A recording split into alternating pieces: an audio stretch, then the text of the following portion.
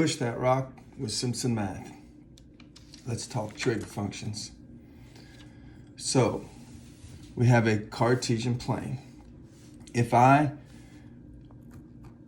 want to describe a circle that's centered here at the origin, this equation does that. And last semester, you actually dealt with this some disguised as the distance function.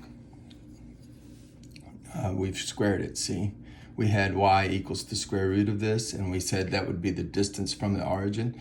So if the distance from the origin is always a constant number, r, that number would be the radius, and you'd have a circle. So I'm going to draw a circle centered at the origin. And then all I did was square both sides of that distance function. So last semester, you said r as the output. We used y, of course. If r is the output, then x squared plus y squared tells us the distance from the origin. Well, if r is always the same number, then all of the points are the same distance from the origin. And if I square both sides, I have this. So this is the equation of a circle in the Cartesian plane. Now, if I have an angle that's in standard position. Standard position means the vertex is here at the origin, and one side of the angle is always here, and the other side, we think of it as starting here and rotating somewhere and stopping.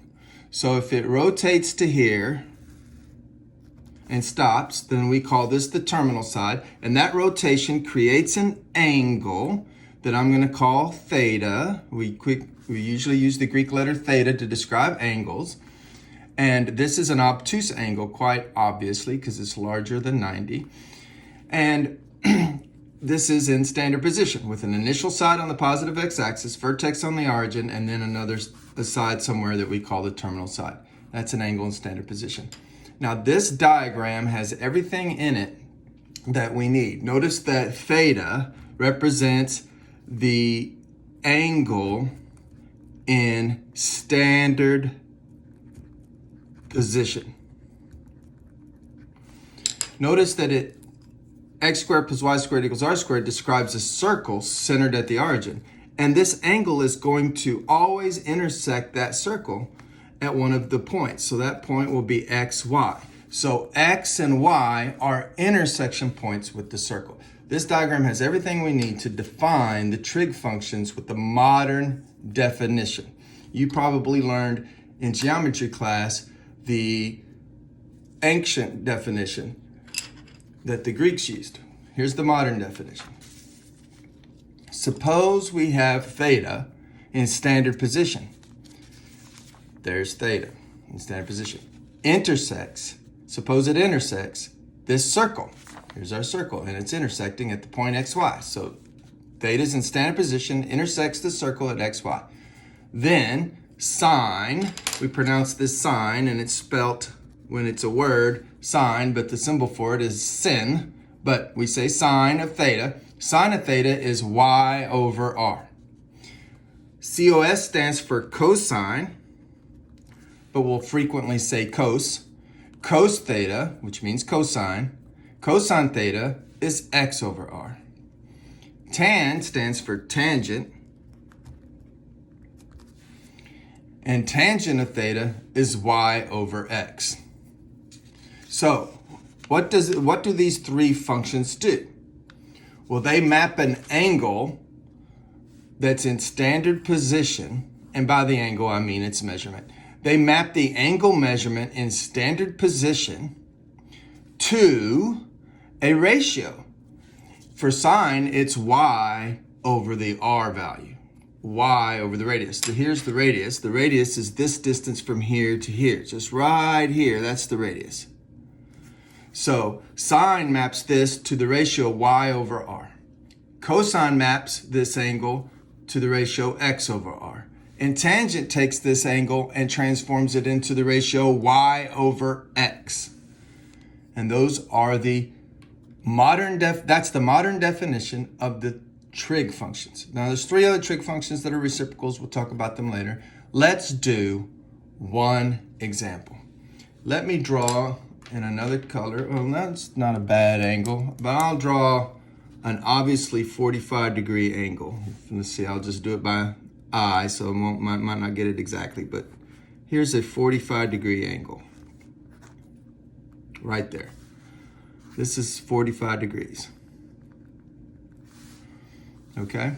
Now, it intersects the circle at a point, and we want to find that point. Well, we can use some knowledge of triangles. We can drop a perpendicular to the x-axis. There's a perpendicular to the x-axis. It creates a right triangle. And notice, since this is 45, this has to be 45. And so we now know that the x and y are equal. The x and y are equal to one another. Okay? Now, let's say we measure this radius, and let's say the measurement is, oh, I don't know. I guess I could measure it. Whatever it is. Let's see. If I start here at 8 and go to, it looks like it's 1, 2, 3 centimeters, so let's say the radius is 3. Well, we know that the x and the y are equal, so x squared plus x equals y. So in place of y squared, I'm going to put another x squared equals 3 squared. So I get 2x squareds, because x squared plus x squared adds to 2x squared equals 9. I'm going to divide by 2, and I get x squared is equal to 9 over 2. I'm going to take the square root of both sides, and I get x and also y. Remember, x equals y are equal to the square root of 9, which is 3, over the square root of 2, which is, well, it's square root of 2. Okay? Now, sine of this 45-degree angle, by the way, that's equivalent to sine of pi fourths radians, okay, maps to the y value, 3 over the square root of 2, divided by the radius, 3. Oh, well, when I divide 3 times the number by 3, I just get that number, so 1 over the square root of 2. Or, you know, if you rationalize, if I multiply the top and bottom by the square root of 2, I get the square root of 2 over 2. Either way, I'm not so... The reason for rationalizing this number has gone away. So there's no reason to keep rationalizing all the time. But, I mean, maybe you should know that they're equivalent. So, as we just learned, this is the square root of 2 over 2, or 1 over the square root of 2. What about tangent? What if I did tangent of 45 degrees? Which, of course, is the same thing as tangent of pi fourths, because pi fourths radians and 45 degrees are the same thing. But what is tangent? Well, it's the y divided by the x, and they're the same number. When you multiply two numbers that are the same, when you divide two numbers that are exactly the same, you get 1. What about cosine?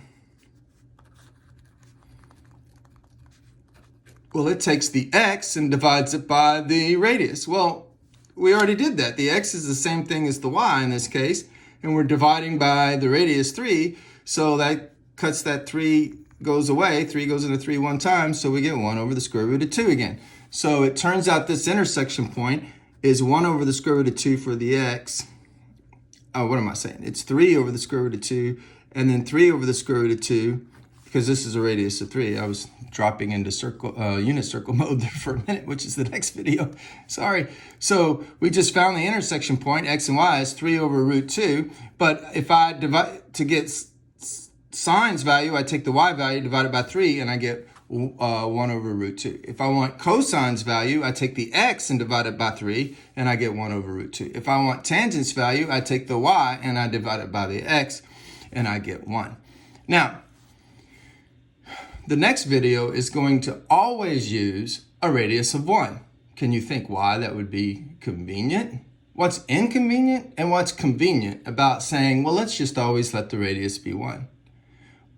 Well, see, we had this step where we had to go the y divided by the radius. But what if the radius was 1? Wouldn't y divided by 1 just be y? So see, you see the unit circle, when we have a radius of 1, is going to be convenient because we'll just see the answer for sine here and the answer for cosine here. We'll still have to do work to get tangent. The inconvenience of always using a unit circle is that you're not always in a unit circle. Think of our plane in our flight path problem, it's not in a unit circle. What was it? Oh, almost 4,000 miles was its radius. Or our satellite that was at 42,400 miles. Okay, you're not always in a unit circle. So then if you only have the unit circle definition, you have to use some kind of proportionality to get back out to, to fix your contextualized problem. But we'll do that for the next video. Math Made Simple, Simpson Man.